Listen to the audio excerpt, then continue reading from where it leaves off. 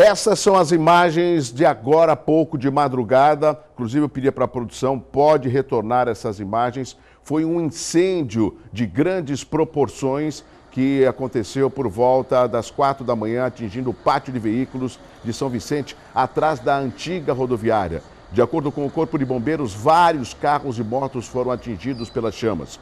Os motivos do incêndio ainda serão apurados. Se o telespectador do Hora Geral observar as imagens de fundo do incêndio, começava a amanhecer, né?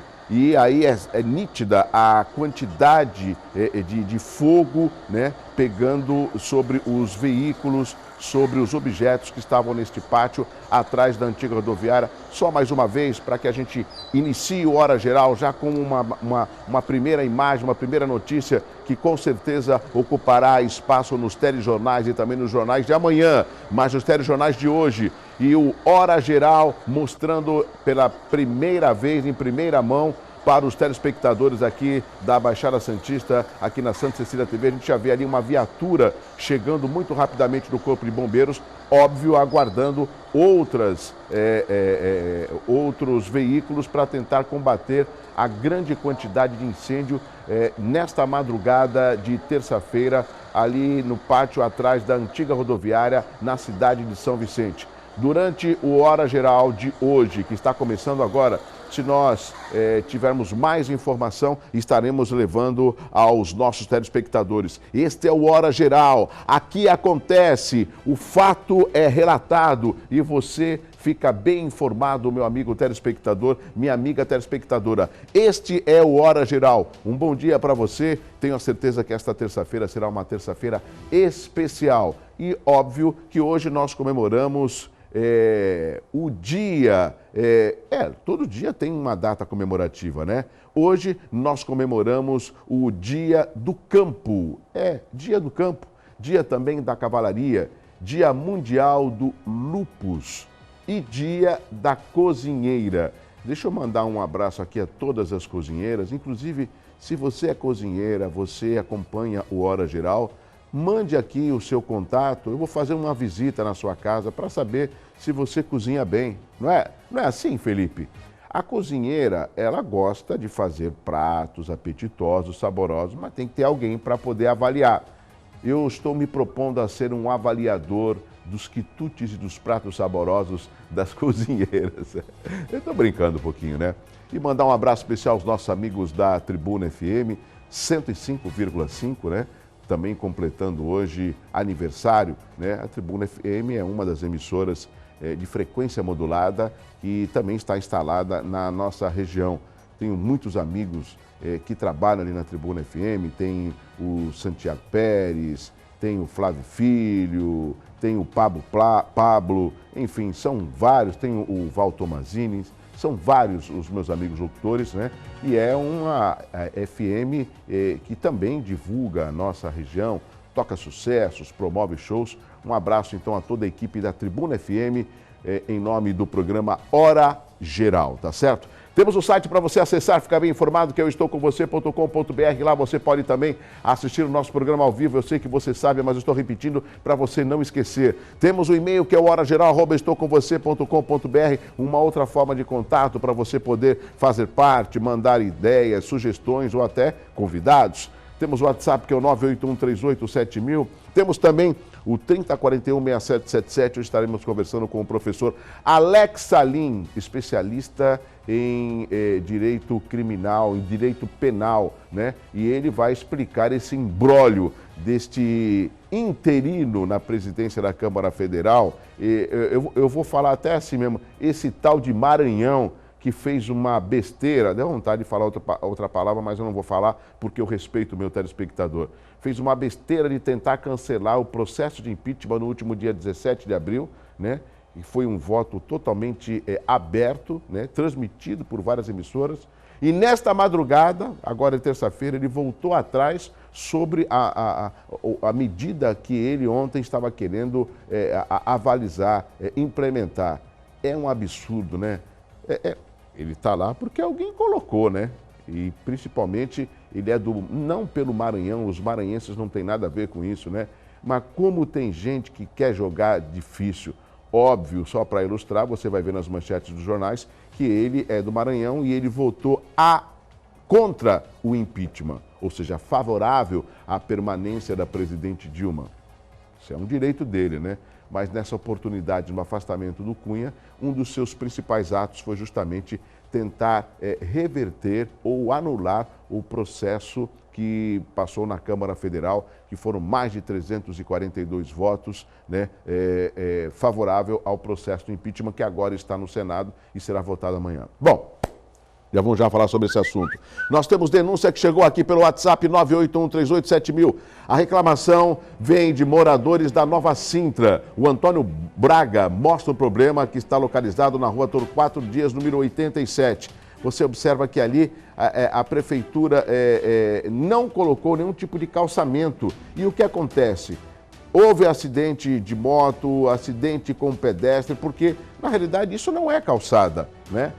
É um pedaço de solo ali. Olha ali, isso é calçada? Isso fica na Nova Sintra. Os meus amigos da Nova Sintra, bom dia. Torquato Dias ali em frente ao número 87. Então tem que tomar providência. A prefeitura diz que, eu estou supondo, que não tem como, tem que dar um jeito. O pedestre tem que ter, no mínimo, condição de poder trafegar com segurança. E ali fica muito próximo da faixa de rolamento, ou seja, da rua. Então é muito fácil que, por esse estreito espaço de calçada, o pedestre possa ser atropelado por um motociclista ou por um motorista, né? Vamos aguardar aí a resposta da Prefeitura de Santos e aí a gente vai informar. Aí, cadê a calçada? Cadê o respeito com o pedestre? Cadê? Bom, vamos continuar com Hora Geral? Vamos? Não se esqueça que eu estou com você. Vamos conhecer agora as manchetes dos principais jornais desta terça-feira e você acompanhando primeiro aqui no Hora Geral. Vamos lá?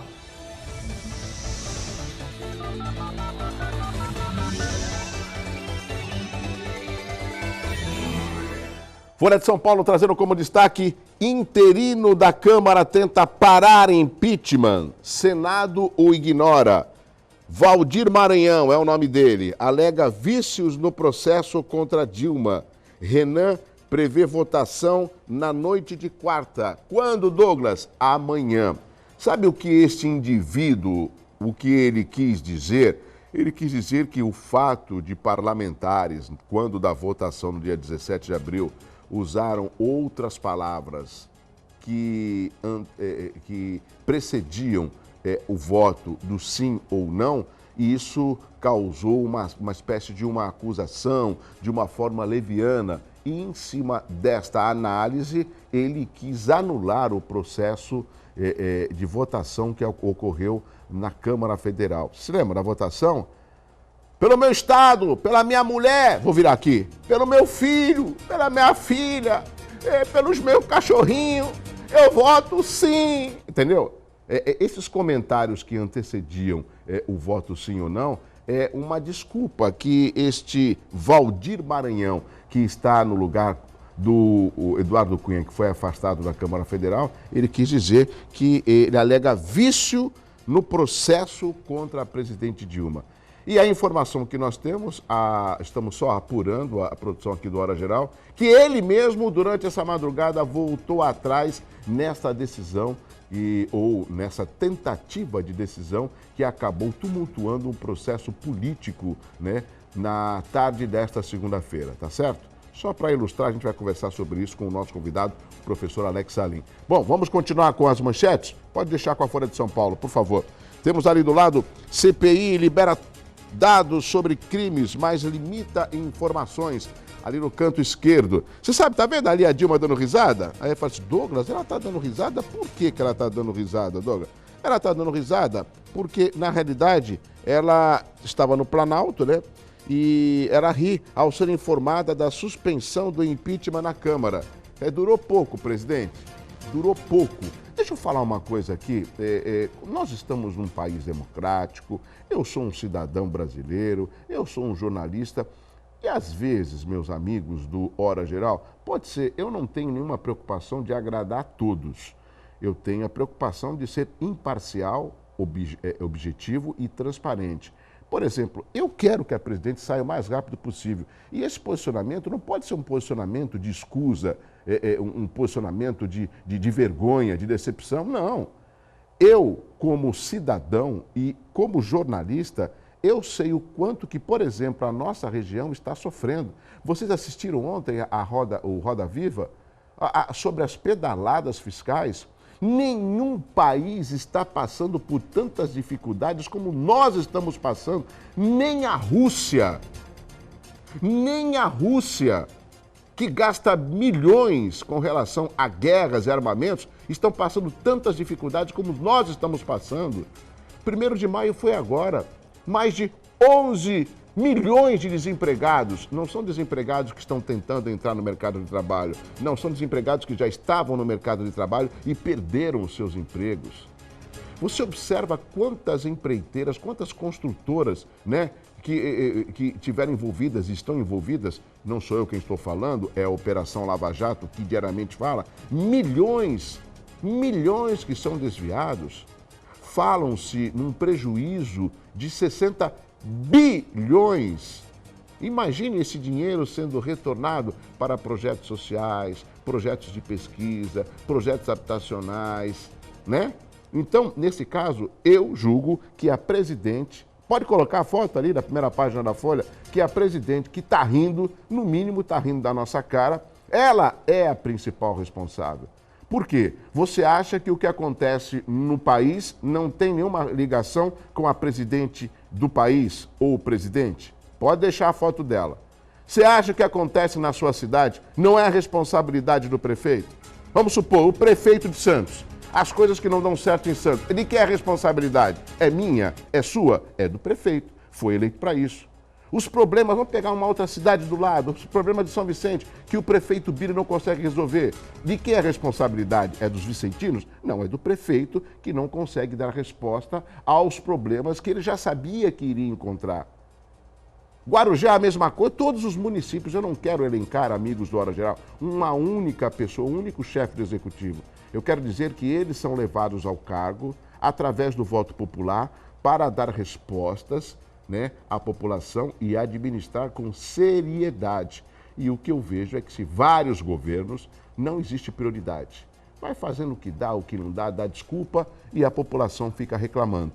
E a população não deve reclamar, ela deve participar do processo e estar atenta àquilo que foi falado antes e durante o mandato. Só para ilustrar, então, eu sou favorável ao afastamento da presidente. Não sou senador, não sou deputado federal, mas sou um cidadão. Nós estamos perdendo tempo, as famílias estão se destruturando, não tem perspectiva de trabalho, o endividamento, a inflação subindo num país grande, de grandes dimensões, como é o caso do Brasil. E aí, ó, a presidente, pode, coloca a foto dela aí da Folha de São Paulo. O que a presidente faz? Ela ri. Ele deve estar falando, eu? Ai, de jeito nenhum. Menos, né? Menos. Tem aí a última, a parte de baixo da Folha de São Paulo, mostrando uma foto de uma fazenda de um amigo do vice-presidente Michel Temer. E, lógico, foi aí totalmente pichada por membros do movimento Sem Terra. Ali, ó. MST invade fazenda em São Paulo de um amigo do vice-presidente. Ex-ministro Guido Mantega é levado para depor na Polícia Federal. Cadê o Estadão? O Estado de São Paulo trazendo como destaque a seguinte manchete. Renan ignora ato do presidente da Câmara e impeachment avança. Olha lá, você não conhece o Valdir Maranhão? Olha ele ali, ó. Não parece, ele não lembra um pouco o Tiririca? Aqui olhando assim rapidamente. Olha o que ele falou. Não estamos em momento algum brincando de fazer democracia. Nossa decisão foi em base na Constituição. Valdir Maranhão. E do lado dele está o Renan Calheiros, que é o presidente do Senado. Aceitar essa brincadeira com a democracia seria ficar pessoalmente comprometido com o atraso do processo. Né? Essa é a primeira página do Estado de São Paulo. Tem mais, tem a parte de baixo ali, ó. Nós temos ali, oposição e aliado de Cunha articulam derrubada de interino. Quem é o interino? É o Walter Maranhão. Ó, já estou na parte de baixo aqui, ó. Meu touch está com problema, hein? Precisa arrumar o meu touch. A parte de baixo do Estadão. Isso, agora sim, ó. Aqui, eu mexo aqui no meu tablet e muda ali, quer ver, ó? Tô mexendo aqui, ó. a parte de baixo, viu? É assim. Douglas, que fotos são essas, hein, Douglas? Eu vou explicar para você. Essas são as fotos da Planalto ocupado. Cerca de 100 manifestantes de movimentos sociais ocuparam ontem, por aproximadamente 4 horas, o Palácio do Planalto, em ato de protesto contra o impeachment da presidente Dilma. Os manifestantes saíram após acordo com integrantes do governo, mas prometem voltar amanhã. Esse amanhã significa hoje. Vamos aos jornais locais. O Jornal Tribuna trazendo como destaque as 3 fotos. Ó, sinal de alerta na política brasileira. E aí mostra a primeira foto do interino, eu não vou nem dar o nome dele, não vou nem ficar fora do nome dele, o interino que considerou que a votação pelos deputados federais constituía um pré-julgamento e uma ofensa ao amplo direito de defesa da presidente Dilma Rousseff. No mínimo, ele não estava aqui no Brasil quando teve o impeachment do ex-presidente Collor, que foi um processo semelhante. E aí no meio a presidente dizendo que diante de uma plateia de simpatizantes, né, ela falava que ao receber a informação, ela pediu cautela aos presentes, abre aspas, falando inclusive que ela não estava ainda certa do tipo de informação. Por isso, ela pediu cautela aos simpatizantes para que eles possam saber a verdade. E do lado está ali o Renan Calheiros dizendo que, em outras palavras, que o processo segue na quarta-feira. Deixa eu ver a outra parte do Jornal A Tribuna, trazendo como destaque, ali, você está vendo ali, a Guarda Municipal de Santos, e aqui é bom deixar bem claro, porque a Guarda faz um excelente trabalho aqui na cidade de Santos. Uma outra discussão que a gente vai deixar para um outro programa é com relação às péssimas condições com que a Guarda Municipal é colocada para que a corporação possa trabalhar. Essa é uma outra discussão. Agora, com relação à foto, às vezes a população fica preocupada. Olha, o que esse guarda está fazendo, meu Deus? Então eu vou explicar. Na realidade, era uma espécie de uma blitz, de uma campanha para explicar que os ciclistas, eles devem trafegar na ciclovia, devem trafegar na mão igual aos carros, não andar na contramão nem em cima da calçada. E um dos ciclistas, esse que foi imediatamente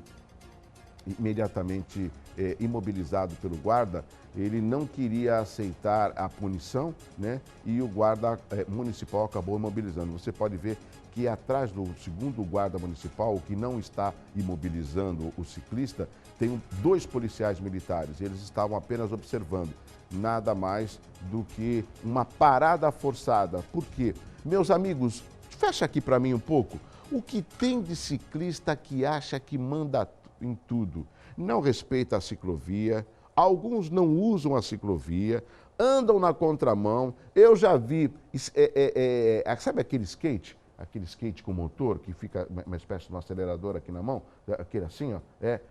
Olha só, skate motorizado na ciclovia. Eu já vi bicicleta elétrica na ciclovia. Você não pode, né? Ou seja, a ciclovia já fala, é para veículos de 2 rodas com propulsão humana, ou seja, é o ciclista que tem que estar pedalando na ciclovia.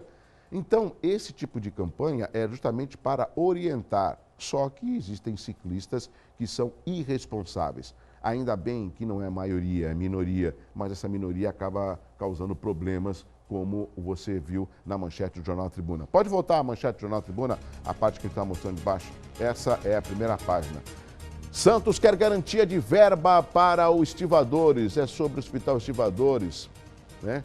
Nós temos, com relação aos estivadores, um outro assunto que a gente vai deixar para um outro programa. Vamos ao Diário do Litoral? Diário do Litoral, Renan mantém rito de impeachment. Santos é maioria em seleção de melhores do Campeonato Paulista. Prosseguem ações penais contra ex-diretor portuário. Terminal turístico Concais opera no porto sem ISPS Code. Como que ele funciona sem ISPS Code, que é um sistema de segurança, se é um terminal que acaba recebendo muitos turistas nas temporadas de cruzeiro? Então, isso aí vale uma fiscalização para a segurança, óbvio, dos usuários do terminal. Deixa eu ver aqui outra. Olha que bela foto. Pode colar a foto de baixo. Sabe que foto é essa? Deixa eu arrumar aqui. A foto de baixo. Ali, essa, isso mesmo. O Hospital de Estivadores corre o risco de não abrir após conclusão das obras por falta de verba para custeio. Olha, eu quero ser breve, eu não quero me alongar, logo cedo, eu acho... mas eu fico indignado, porque eu estava num evento, quando estava o governador Geraldo Alckmin, estavam vários vereadores, estava o prefeito de Santos, quando ele veio anunciar a reforma dos Hospital de Estivadores, e ele falou que isso seria entregue, teve um prazo, esse primeiro prazo, que foi no final de 2015, não foi atendido, e depois teve aditamento, a obra inicial estava em 25 milhões, já está em mais de 50, né? E ontem nós estávamos lá, não, produção, não precisa colocar imagem, não, nós temos imagem? Não precisa colocar imagem, não. Deixa a imagem da área do litoral, que ela já mostra a fachada. Porque não tem o que mostrar. Mostrar o quê? Edificação? A população quer ver funcionando. Então, deixa eu voltar rapidamente. O prefeito já falou que precisa de 10 milhões mensais para poder tocar. O que eu digo que aí às vezes falta a responsabilidade do chefe do executivo, de todos, né? Fala aquilo que é possível. Quer um exemplo? E eu gosto sempre de exemplificar. Vamos até Itanhaém, em Litoral Sul. Prefeito Marco Aurélio Gomes, conheço, competente. Sabe o que ele faz? Quando tem uma parceria, uma verba do governo federal ou estadual, ele firma, faz a licitação, anuncia a empresa que vai construir, anuncia a obra em sessão solene. Eu estive lá recentemente também, inclusive numa pavimentação, uma rua importante do Jardim Oásis, que fica do lado direito da pista em Itaém. E sabe, depois desse ato solene, o que aconteceu? Começou a obra. E a obra já foi entregue. Isso foi no final do ano passado. O que significa? Tem que ter seriedade quando se anuncia uma obra. Por quê? Porque ele tem dinheiro público. E quando a gente fala, o dinheiro do governo do Estado, né? Obrigado, governo do Estado. Não, é dinheiro dos impostos. Dinheiro arrecadado através dos impostos da população. Do governo federal. Obrigado, presidente. Obrigado nada. É o dinheiro através arrecadado dos impostos. E no município é a mesma coisa. Então, o que parece... o prefeito comentou ontem que o prédio acho que vai ser até entregue agora 18 de maio. Só a edificação, porque não existe verbas para manutenção, né? Essa é uma outra etapa e uma habilidade do prefeito conseguir parcerias com o governo federal para que o hospital possa estar funcionando. Douglas, você não gosta do Hospital de Estivadores? Lógico que eu gosto, é importantíssimo. Mas a população de Santos, ela está cansada. VLT, desde a década de 90 se discute. Agora vem o governador para entregar uma estação Beiradinho de Campos que funciona durante 15 dias só para desembarque. Mico. Vem o Gé Serra para entregar uma maquete de uma ponte. Não é ponte, é túnel. Está parado e tem dinheiro alocado. Agora os Estivadores. Está entregando um prédio, parece que dia 18, mas não vai funcionar. É isso que a população quer? Só obras de impacto e na realidade não sai do papel? Nós estamos aqui para cobrar. Nós quem? População. É por isso que nós damos voto e damos crédito aos representantes, né? Isso é muito fácil. Então é só para ilustrar. Pode colocar, deixa eu olhar no litoral, a primeira página, para mostrar. A fachada está belíssima, mas o imóvel não vai ter condição de funcionamento ainda, porque faltam 10 milhões, segundo as palavras do prefeito de Santos. Temos o Expresso Popular na primeira página, trazendo médicos somem dos postos do Guarujá. Temos ali também, confira, gabarito do concurso do Peruíbe, né? Na prova, deixa eu ver a outra parte de baixo do Expresso Popular. A parte de baixo trazendo como destaque as informações. Temos ali o jogador, a seleção do Paulistão. Olha só, grande seleção do Paulistão, é o nosso Santos. Sempre Santos. Essas são as principais manchetes dos jornais, você acompanhando aqui no Hora Geral. Vamos continuar com informação rapidamente? Vamos, que eu estou em cima da hora. Polícia investiga o caso de uma garota de 22 anos encontrada morta na manhã de ontem em um terreno baldio em Santos. A jovem estava vestida de noiva e estava hospedada no hotel desde o último sábado.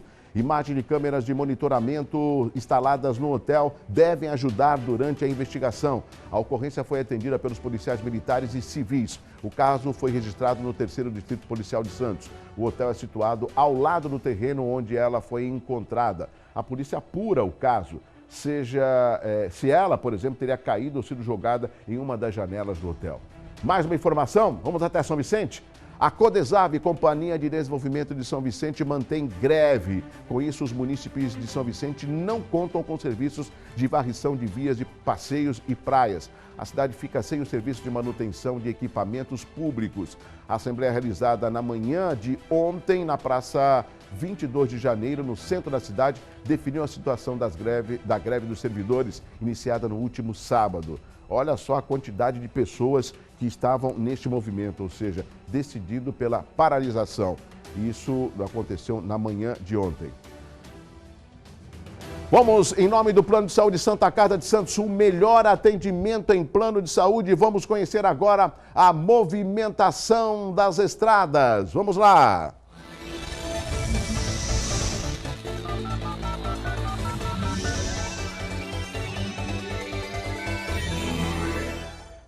Sistema Anchieta Imigrantes operando no esquema 5x3, 5 litoral, 5 capital, visibilidade é parcial. Na realidade não é 5x3 não, a operação é 5x5. Se é 5 litoral, 5 capital, 5x10, que são as pistas. A visibilidade é parcial. Neste momento, a Cônigo Domênico Rangoni e Padre Manuel da Nóbrega tem o tráfego normal. A visibilidade é parcial devido ao horário da manhã. Muita cautela. As balsas, nesse momento, Santos Guarujá operando com 6 embarcações, Guarujá Bertioga 1 e São Sebastião e Ilhabela no litoral norte com 2 embarcações. Douglas, e o rodízio? O rodízio é para veículos com placas finais 3 e 4. Agora vamos saber como será a previsão do tempo para esta terça-feira aqui no Hora Geral.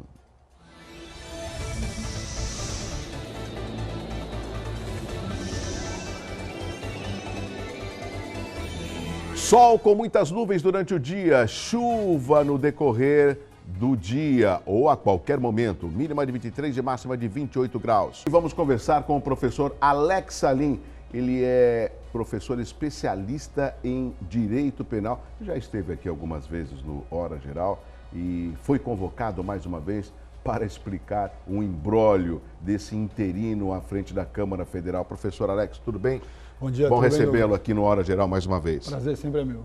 Bom, por que eu convoco o professor Alex Salim? Além de um especialista em direito penal, em direito, ele vai tentar rapidamente explicar para os nossos telespectadores o imbróglio do interino que está à frente da Câmara Federal com o afastamento, que não é definitivo, ainda cabe recurso, do presidente Eduardo Cunha, na frente da Câmara Federal, e ele, Eduardo Cunha, que acabou comandando todo o processo de impeachment quando esteve na Câmara Federal.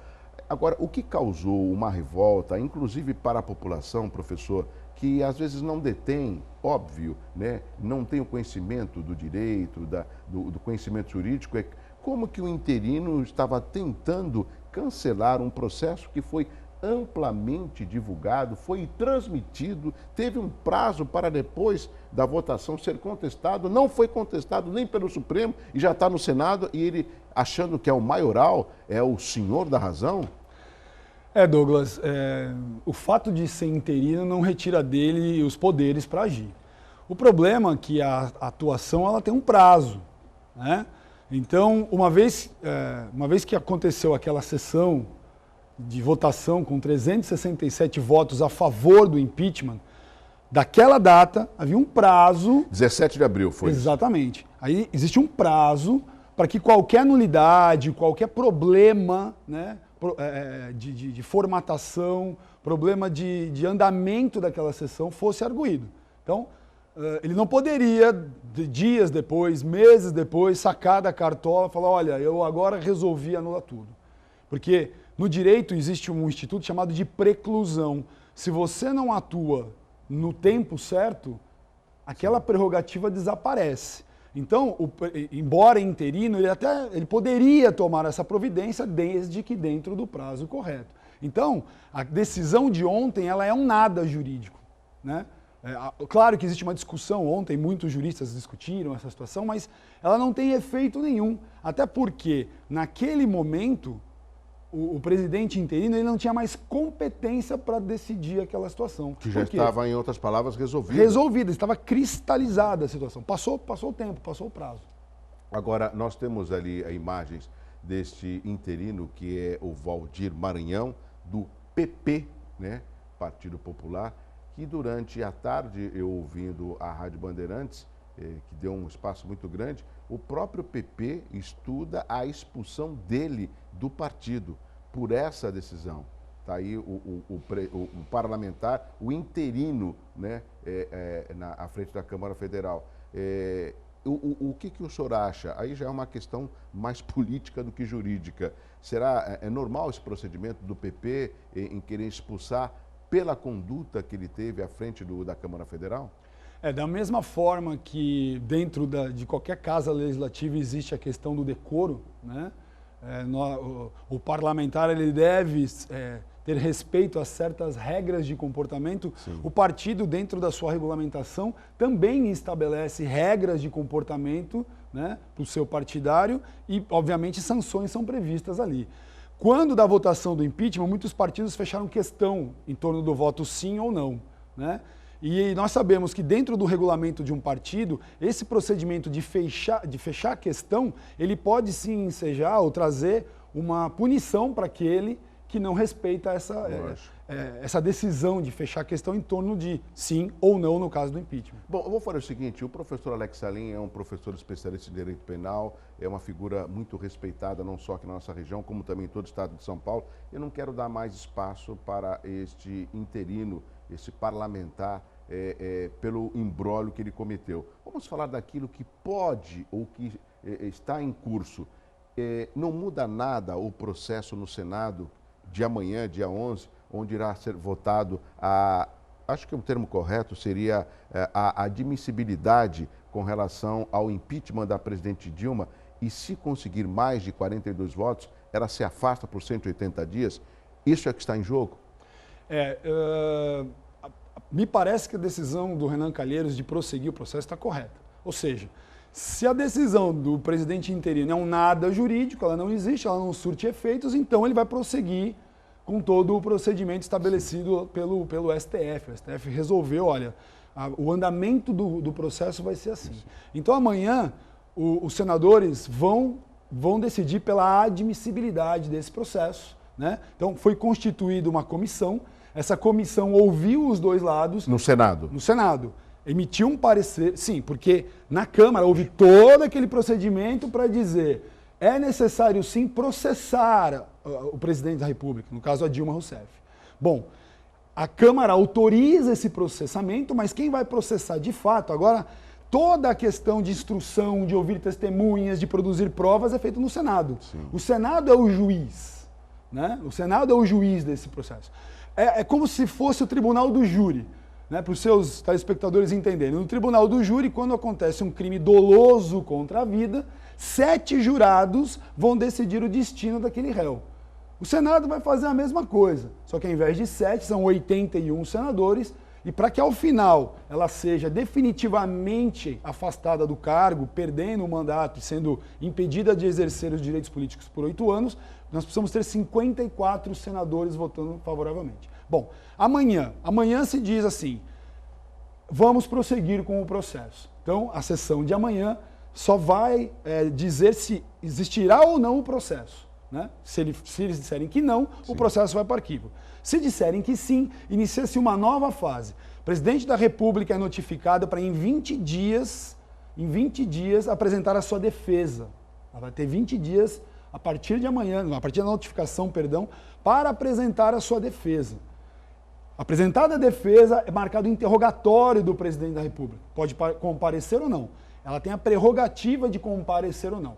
Uma vez que ela compareça ou não, desse ato inicia a produção das provas, né? Então, sim, a partir daí, serão ouvidos quem? Defesa e acusação, serão produzidas provas testemunhais, documentos, né? Tudo perante aquela comissão.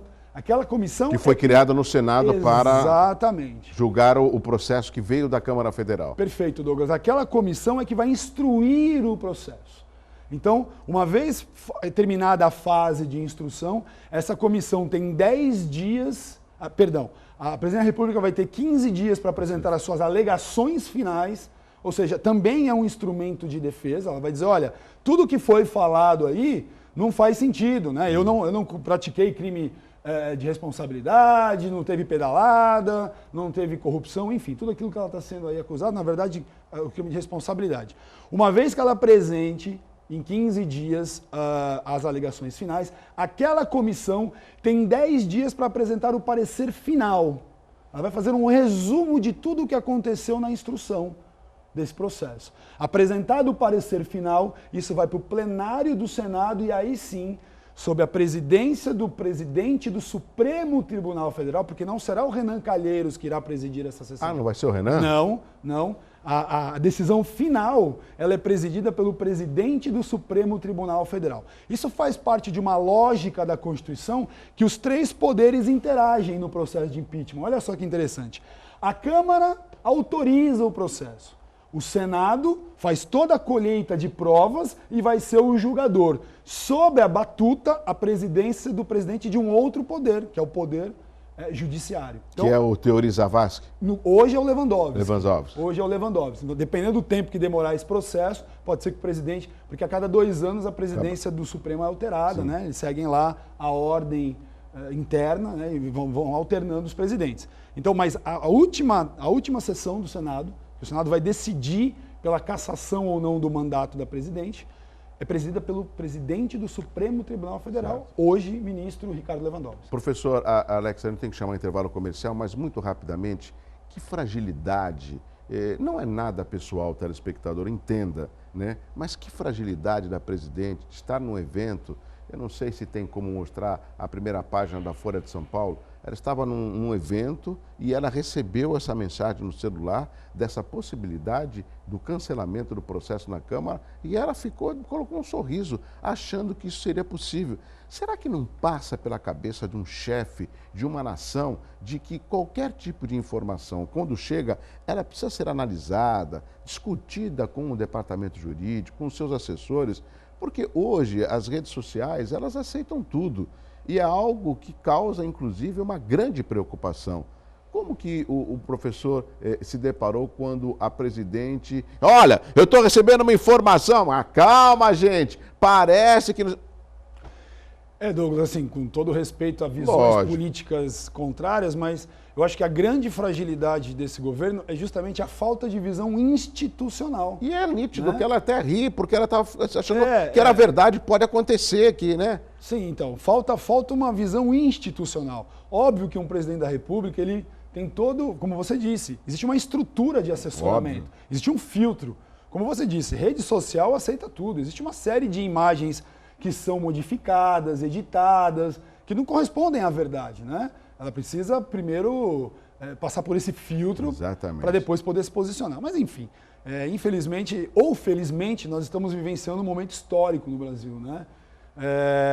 Nós estamos assistindo aí todo um processo de mudança. Eu acho que isso faz parte da democracia, isso enriquece a democracia, né? E o que vem pela frente a gente tem que imaginar que seja melhor. Eu estou torcendo por isso. Nós temos algumas imagens, não, temos perguntas pelo 30416777. Acho que é importante a gente abrir o 30416777 para que o telespectador possa participar fazendo perguntas. Como, por exemplo, o Silvio Pacheco Júnior, ele mora no Guarujá, Morrinhos. Um bom dia, Silvio.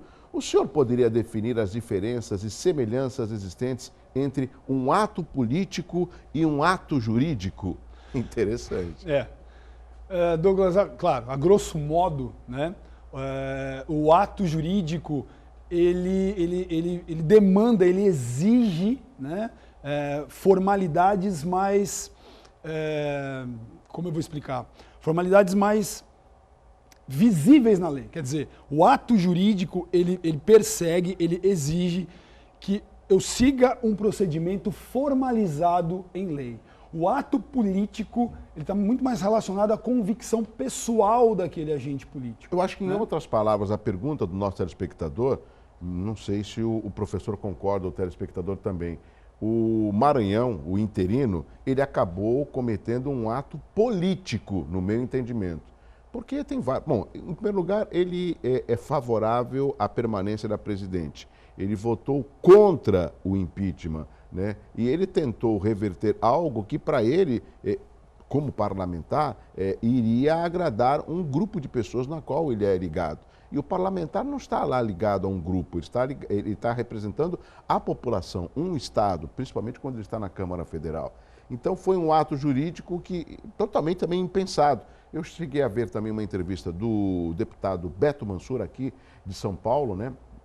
Ele foi prefeito em Santos, e ele mesmo falou, ele é o primeiro vice-presidente, ele falou assim, nós não fomos nem comunicados desta atitude do Maranhão, ou seja, foi uma atitude totalmente unilateral. O ato político está relacionado a esses entrelaçamentos, né, que são formados dentro da composição democrática de uma casa legislativa. Já o ato jurídico, ele persegue uma formalidade. Óbvio que se um ato político contrariar a legislação, contrariar o ordenamento jurídico, ele vai ser considerado inválido. Mas ele não segue o mesmo rigor formal de um ato jurídico. Exatamente. Tem mais perguntas, produção? Mais perguntas pelo 3041-6777? Tem, lógico. Tem a pergunta do Arão, da Ponta da Praia. Arão Sonir.